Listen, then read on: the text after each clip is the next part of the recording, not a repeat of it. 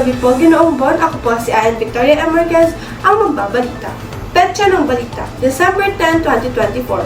Oras ng balita, 6:38 p.m.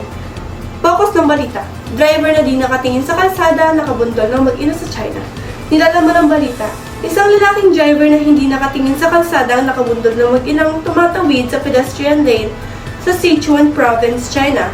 Sa video, makikita ang driver na palingon-lingon habang nagmamaneho. Dahil dito, hindi niya na naiwasan ang mag-ina na nagresulta sa pagkatalo ng bata at pagkatumba ng ina. Sa kabutihang palad, hindi sila nagtamo ng malubhang injuries. Ayon sa traffic police, mananagot ang driver at papatawan ng kaukulang reklamo. Nagula, Jamil Santos.